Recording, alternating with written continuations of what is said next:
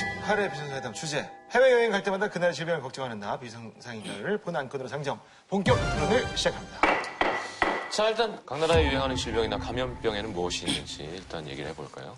미국 작년부터 지카가 좀 심각했잖아요. 중남미를 중심으로 확산하던 지카 바이러스가 전 세계로 퍼지고 있습니다. 임산부가 감염이 돼서 태아에게 바이러스가 전이되면 소두증을 유발하는 것으로 알려졌습니다.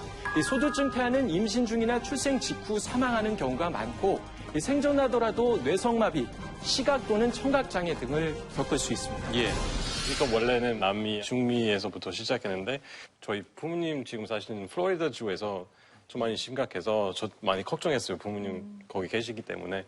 나중에 보니까 목이 물리는 것뿐만 아니라 뭐 성황에도 통해서 그거 걸릴 수 있다고 해서 그래서 일반 사람들이 이 병 때문에 걱정하게 됐어요. 그래서 되게 미국의 그 버그 스프레이 있잖아요. 그 모기 스프레이 매출 어마어마하게 그냥 갑자기 올라갔어요. 사람들이 너무 걱정했어요. 네. 역시 멕시코도 이제 지카 바이러스 때문에 지금 많이 그 문제가 되고 있어요. 지카 바이러스 발생하게 만드는 메인 요인이 거인물.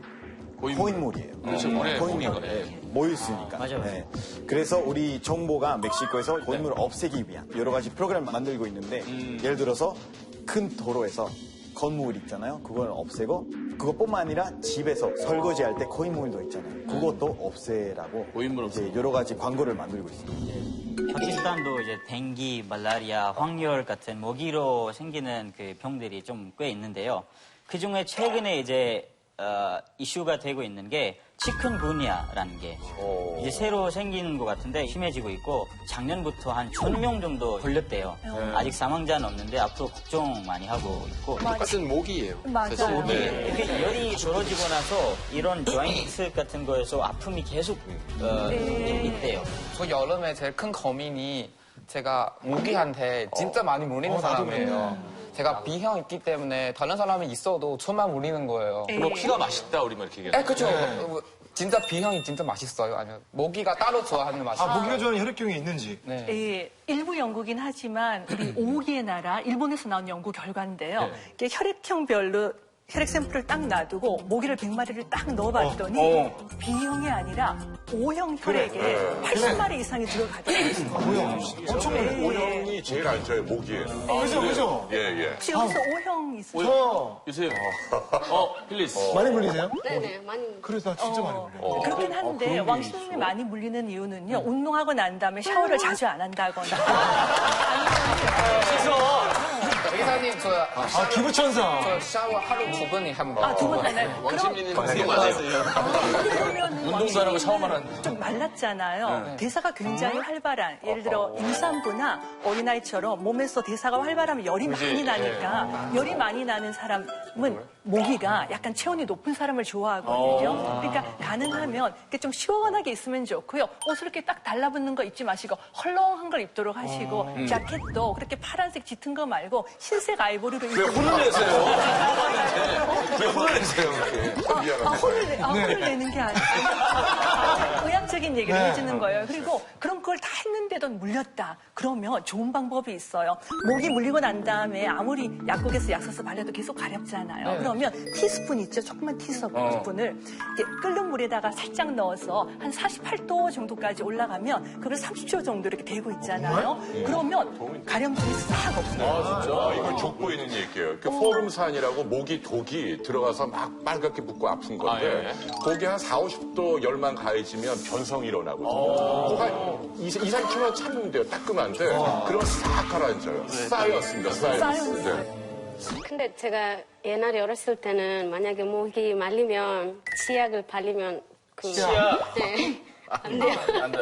뭐 치약이라든지 침이나 이런 것들은 감염을 더 증가시킬 수 있거든요. 아까 얘기했던 것처럼 끓인 물에 숟가락을 따뜻하게 해서 열로 마셔요. 아니 근데 저 그 모기 관련된 거 또 궁금한 거 있어요. 예. 모기 한 마리는 예.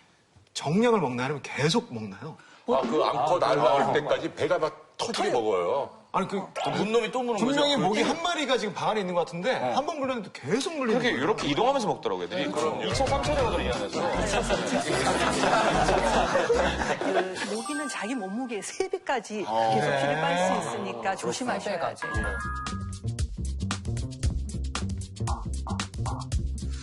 의사인데 막 모기에 대한 것도 재밌어. 저 예방학 박사죠. 인간과 관련된 동물을 낳으시는구나. 펠리스 케냐는 어때요? 케냐는 최근에 그 유행하는 거 콜레라예요. 네, 지난달에 한 호텔에서 50명 정도 손님이 감염 증세를 보였다고 했었어요.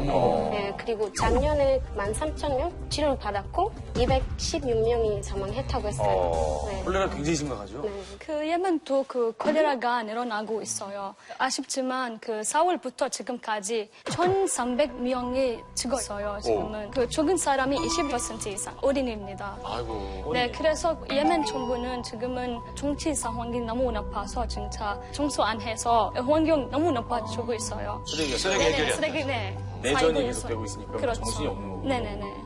콜레라는 말이에요. 이질도 마찬가지고 물로 옮기잖아요. 근데 얘네들은 전염력이 엄청 강해요. 어느 정도냐면 세균이 눈에 안 보이는데 단 10마리만 있어도 전염이 돼요. 약간이라도 그 감염자의 찬스만 있으면. 예, 변이나 뭐 이렇게 뭐 이런 데서 뭐 쭉 들어가잖아요. 바로 옮기니까 무조건 끓여 먹는 게 가장 안좋아요.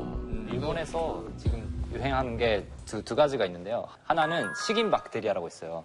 걸리면 뭐 손이나 그런 게 식어가는 거예요. 그래서 이제 전달할 수밖에 없는데 사망률이 30%쯤 돼서 되게 무서운 병인데 그게 일본에서 되게 유행하고 있고. 뭐 왜 이래? 아유, 뭐야. 네. 말단이 썩어 들어가요. 예, 저 절단해야 돼요. 근데 저 면역력이 약한 분이 뭐 호숫가나 이런 데서 수영하다가 상처 있을 때 들어오면 저렇게 되거든요. 균에 의해서. 예, 그러니까 이 피부에 상처 있는 분들이 함부로 호숫가 같은 데 가면 안 돼. 절단만이 치료법이다. 네, 그리고 또 하나 있는데 매독이라는 병이 있어요. 이거 뭐냐면 손병의 하나인데 네. 특히나 요즘은 20대 여성들이 많이 걸리고 있대요. 미국 조사에 따르면은 그 제모하는 여성들이 늘어나면서 그런 환율이 좀 높아져요. 제모를 하면 더 걸려요? 그 털을 뽑을 때 이게 위생적으로 뽑아야 되는데 만약에 매독에 걸린 사람이 와서 그걸 하다가 뭐 도구에 묻거나 아니면 시술하는 사람 자체가 매독에 걸려 있으면 예, 피를 통해 바로 옮기는 네, 거예요. 그것도 매독이 있는 사람과 성관계를 한다고 해서 무조건 걸리는 건 아닌데 이 피부에 상처가 열려 있을 때 훨씬 더 많이 감염이 되니까. 그래서 그런 경우는 백발백중. 네, 스위스는 그 이슬라마바드, 북경, 도쿄, 뉴욕처럼 이렇게 아주 좁은 곳에서 모여있는 장소가 별로 없어서 감염될 확률이 좀 다른 나라들에 비하면 좀 적은 편이에요. 그런데 스위스에서 유행한 게 그 라임병이라고 하고요. 그래서 원래 없었던 병이었는데 지금 진드기 때문에 생기는 병이거든요. 그래서 지금 요즘 지구 온난화 때문에 지구가 많이 따뜻해지고 그래서 지금 진드기가 스위스에 많이 생겼어요. 그래서 지금 많은 곳에서 그런 진드기 조심하라는 표지판도 많이 생겼어요. 진드기. 근데 무시하면 안 되는 게 이제 저 같은 경우에도 1999년이니까 지금부터 한 18년 전에 캐나다를 놀러 갔거든요. 캐나다는 감염병이 별로 없는 나라라고 알려져 있잖아요. 근데 이제 캐나다 숲속에서 막 누워서 뒹굴었어요. 아이고. 네, 그리고는 한국을 돌아왔는데 제가 이제 차를 타고 이렇게 이동을 하는데 갑자기 허리에 통증이 팍 오기 시작하고 그 다음에는 기절할 것처럼 통증이 있는 거예요. 진단을 못 받은 괴질로 한 2주 고생했거든요. 심한 열에 근육통에 죽다 살아났는데 나중에 알고 봤더니 캐나다 그 숲에서 원인은 잘 모르지만 뭔가 진드기에게 물린 걸로. 저희는 그렇게 의사들 추정은. 그래서 제 얘기는 이게 자연이 좋다고 그냥 뭐 이렇게 너무 함부로 옷 벗고 벌렁 이렇게 막 누워있고 막 찔리고 이거 위험한 대사가 아니다. 자, 우리나라도 2015년에 메르스 위기를 겪었었고요. 최근에 일본 뇌염주의보도 나왔었는데 각 나라마다 감염병의 피해를 입었거나 반대로 피해를 준 사례들에는 어떤 일이 있었는지. 지금 일본 내염이라고 하셨는데 그게 좀 오해가 있을까봐 좀 설명하고 싶은데 그게 일본이라는 단어가 들어가 있어서 일본에만 있는 약간 그런 걸 오해하는 사람이 있는데 아니에요? 아니에요. 사실은 일본 사람이 그 박테리아를 발견해서 일본이라는 이름이 그래요? 네. 그래서 사실은 스판 그 뭐 동남아시아나 남아시아 그쪽에서 되게 많이 걸린다고 하고 지금은 일본에서는 거의 뭐 1년에 한 10건도 안 돼요. 일본 내용은 일본엔 정작 많이 없다. 네, 지금은 이제 백신도 많이 생기고 있고. 사스는 2002년 처음에 중국 광동성에서 시작된 전염병이었잖아요. 근데 2003년 2월부터 갑자기 이렇게 버발이 되어가지고 우리 중국뿐만 아니라 그때 진짜 전 세계적으로 다 사스 공부에 들어갔었죠. 그렇죠. 사스. 메르스 때랑 달리 사스는 우리나라가 참 잘 대처했다라고. 그럼요. 지도자가 중요해요. 잘 알겠습니다. 물이 맛있네. 알겠습니다. 미국 경우에는 좀 위험해 느껴지는 그 감염병은 에이즈, 바로 에이즈였어요. 왜냐면 저는 어떻게 뭐 걸리는지 몰라서 오보도 많고 소문도 많고 그래서 그런 얘기도 많았어요. 만약에 뭐 뽀뽀 통해서 걸릴 수 있는지 아니면 뭐 다른 사람의 뭐 포크 쓰면은 뭐 걸릴 수 있는지 아니면 옆에 그냥 뭐 이렇게 뭐 스킨십만 하면은 걸릴 수 있는지 몰라서 진짜 그때 사람들이 되게 걱정했어요. 되게 공포에 떨게 했던 거죠? 네, 그래서 그때 80년대부터 지금까지 미국에서 67만 명 에이즈 때문에 사망했고요. 근데 에이즈는 이제 극복 가능한 중병 아니에요? 그 매직 존슨 같은 경우 뭐 지금 한 30년 가까이 살아 있잖아요. 그 약만 매일 먹으면. 그리고 옛날에는 약도 굉장히 많이 비쌌는데 케냐 쪽도 25,000원, 5만 원 굉장히 비쌌는데 지금 이제 $4 정도 하는 그런 약이 공급됐죠. 네, 그래서 굉장히 그래서 굉장히 저렴해지고 해서 이제는 치료할 수 있는. 근데 치료하는 사람들이 보통 좀 힘든다고 해요. 그 약 많이 먹고 좀 부작용도 좀 부작용. 네. 영원히 복용해야 되나요? 그렇죠. 죽을 때까지 계속 먹어야 돼. 예멘에서는 그 2009년에 스와인 인플루엔자 아니면 돼지 인플루엔자. 맞아. 2009년. 멕시코에서 예멘으로 예멘으로 그 많은 사람이 걸렸었어요. 신종플루예요. 우리나라에도 들어와갖고 뭐 몇십만 명 감염됐잖아요. 맞아요. 근데 그게 가장 먼저 유행한 나라가 이제 크리스티안께 미안한데 멕시코예요. 돼지 독감이 막 멕시코 유행할 때 미국의 오바마가 새로 대통령에 당선이 됐어요. 그래서 이웃나라 멕시코로 국빈 방문하고 멕시코 국립박물관을 찾고 그때 그 노구의 박물관장이 영접을 했어요. 구석구석 안내하고. 그런데 바로 다음날 하루 만에 이 박물관장님이 죽었잖아요. 아시죠, 크리스티안? 네. 하루 만에. 나중에 알고 봤더니 그 신종플루 환자였던 거예요. 근데 만에 하나 오바마가 면역이 약해서 그때 걸렸더라면 관장님은 증상이 없었을까요? 증상이 있었죠. 기침하고 감기 정도라도. 감기처럼 시작하는데 나중에 머리도 아프고 여기도 아프고. 그때는 몰랐던 거예요. 멕시코에서도. 우리나라도 잘 몰랐어요.